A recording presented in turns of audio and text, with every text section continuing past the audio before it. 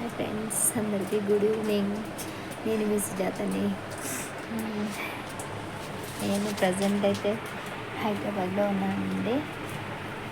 మా నాన్న చనిపోయాడండి. అందు గురించి నిద్ర చేయడానికి కానీ ఇక్కడికి వచ్చాము. ఇప్పుడు మా నాన్న 24 గంటలు 24 అవర్స్ నాతోనే ఉండేవాడండి. సడన్లీ ఏం జరిగిందో తెలియదు, పడుకున్న చోటు చనిపోయారు.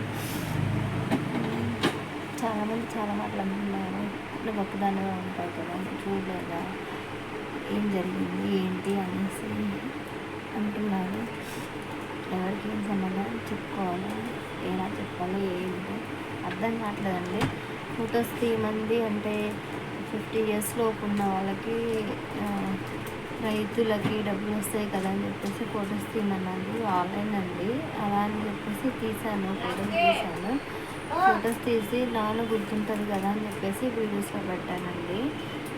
పెడితే కూతురికి కొంచెం కూడా బాగలేదు, ఫొటోస్ తీసింది, వీడియోస్ తీసింది, దాంట్లో పెట్టింది అని చెప్పేసి ఎవరికి తోచినట్టుగా వాళ్ళు మాట్లాడుతున్నారండి. మనసుకు చాలా బాధ అనిపిస్తుందండి. మా నాన్న కాదండి ఆయన, నాకు బాధ అనిపించదా?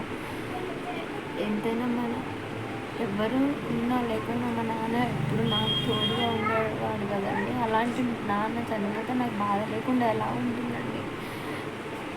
ఏ బాధ లేకుండా హాయిగా వీడియోస్ తీసి పోస్ట్ చేసింది అంటే ఎప్పుడు గుర్తుకుంటాడు, అందరూ చూస్తారు మా నాన్నని అనే ఒక ఉద్దేశంతో, అది ఆ డబ్బులు వస్తాయని వాళ్ళు తీయమంటేనే తీసాను తప్ప, నాకు నేనుగా మా నాన్న వీడియో తీసి పెట్టాలని సంతోషంతో తీయలేదండి.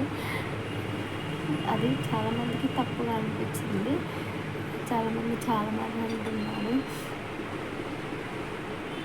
ఇంకొక రోజు మొహం దినాలు అయిపోయిన తర్వాత మొహాలు కడుగుతుంటే అక్కడ కూడా తీసానండి. కాకపోతే ఎందుకు తీసాను అంటే దానికి కూడా కారణం ఉందండి. అక్కడ ఒక్కొక్క ఊర్లో ఒక్కొక్క ఆచారం ఉంటుంది కదండి.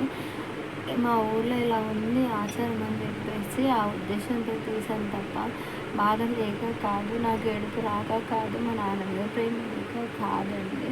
కానీ ఎవరికి అర్థం కావట్లేదు. ఏ బాధ లేదు, ఏమీ లేదు, హాయిగా వీడియోస్ తీస్తుంది అనేసి నోటికి ఎంత వస్తే అంత మాట్లాడి మనసుకు చాలా బాధపడుతున్నారండి.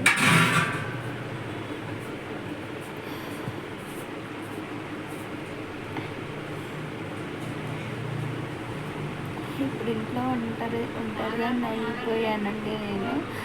ఆ విషయం నాకు తప్ప ఎవరికి తెలుస్తుందండి? నేనే కదా ఒంటరిగా అయిపోయాను. ఎవరిని చూపించాలి అందరినీ అనే ఉద్దేశంతో తీయలేదండి. మా ఊళ్ళో ఆచారం ఎలా ఉందని చెప్పేసి మనసులో అలా అనుకొని తీసాను తప్ప ఇంకా ఏ ఉద్దేశంతో తీయలేదండి, సంతోషంతో తీయలేదండి. కానీ ఒక్కొక్కరికి ఒక్కొక్కలాగా అర్థమైపోయిందా అది నేను తీయడము అలా పెట్టడం తప్పైపోయిందండి. అందరినీ తప్పుడు అనుకున్న అందరినీ క్షమించమని కోరుతున్నానండి. అలా చేయడం తెలిసి తెలియక చేశానండి, తప్పైపోయిందండి నాది.